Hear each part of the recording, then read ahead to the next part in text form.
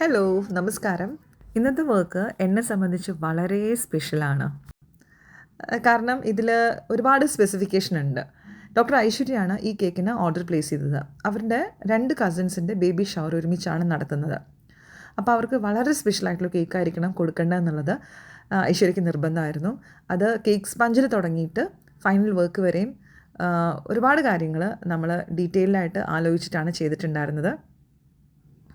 ഒന്നാമത് ഇതിൻ്റെ cake sponge, അത് സാധാരണ സ്പഞ്ചല്ല, ഒരു ആമണ്ട് സ്പഞ്ചായിരുന്നു. പിന്നെ നമ്മുടെ സ്ലൈസ് ഓഫ് ഹെവൻ്റെ ഫില്ലിങ്സാണ് അതിനകത്ത് കൊടുത്തിട്ടുണ്ടായിരുന്നത്.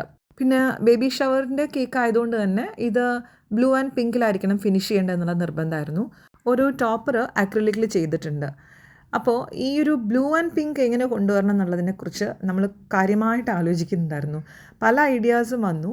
അപ്പോഴാണ് പണ്ട് എപ്പോഴൊക്കെയോ 1-2 കേക്ക്സിൽ ഞാൻ ചെയ്തിട്ടുള്ള പെറ്റൽസിൽ ഷെയ്ഡ് കൊടുക്കുന്ന ഒരു കാര്യം എനിക്ക് ഓർമ്മ വന്നത്. കുറേ വർഷം മുമ്പ് ആതിരയുടെ മോളുടെ ബർത്ത്ഡേക്കുള്ള കേക്കിലോ മറ്റോ ആണ്.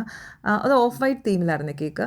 അപ്പോൾ പെറ്റൽസിൽ നമ്മുടെ ലസ്റ്റർ ഗോൾഡ് കൊടുത്തിട്ട് അങ്ങനെ ഒരു ഡിസൈൻ ചെയ്തപ്പോഴത്തേക്ക് എനിക്ക് ഭയങ്കര സാറ്റിസ്ഫൈങ് ആയിരുന്നു.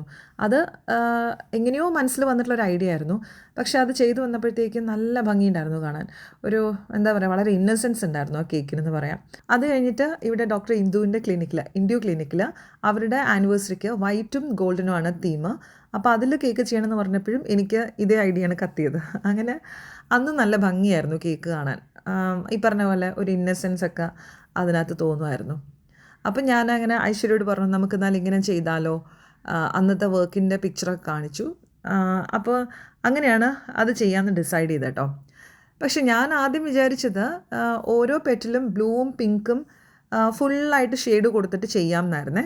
അങ്ങനെ ആദ്യം ഫ്ലവറിന് പെറ്റൽസൊക്കെ വേർപ്പെടുത്തിയിട്ട് നന്നായിട്ട് വാഷ് ചെയ്തു. കുറച്ച് വിനിഗറൊക്കെ ഒഴിച്ചിട്ട് ഒക്കെ നല്ല ക്ലീൻ ആക്കി എടുത്ത് തുടച്ച് പെയിൻറ്റ് ചെയ്യാൻ തുടങ്ങിയപ്പോൾ അത് ഫുള്ളായിട്ട് കൊടുക്കുമ്പോൾ എനിക്ക് അത്രയും അങ്ങോട്ട് ഇഷ്ടമായി വരുന്നുണ്ടായിരുന്നില്ല.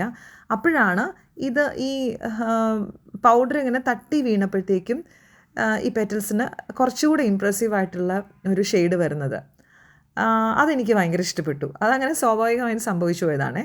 അപ്പോൾ അങ്ങനെ വെച്ചിട്ടാണ് നമ്മൾ ഈ കേക്ക് കംപ്ലീറ്റ് ആക്കിയിട്ടുണ്ടായിരുന്നത്. ചില കേക്ക്സൊക്കെ ക്യാമറയിൽ കാണേക്കാളും ഭംഗിയുണ്ടാവും നേരിട്ട് കാണാൻ. അങ്ങനത്തെ ഒരു കേക്കാണ് ഈ കേക്കും. ഒന്നാമത് എന്താ വെച്ചാൽ സൺലൈറ്റ് പോയിരുന്നു, കുറേ നേരത്തെ വർക്ക് ഉണ്ടായിരുന്നേ. അപ്പോൾ ഉള്ള വെളിച്ചത്തിൽ ഇങ്ങനെയൊക്കെ എടുത്ത് മാനേജ് ചെയ്തു. എന്താണെങ്കിലും നല്ല സാറ്റിസ്ഫൈങ് ആയ വർക്കായിരുന്നു. ഗംഭീര ഫീഡ്ബാക്കും കിട്ടി. അങ്ങനെ എല്ലാം കൊണ്ടും അടിപൊളിയായിട്ടുള്ളൊരു കേക്കായിരുന്നു ഇത്.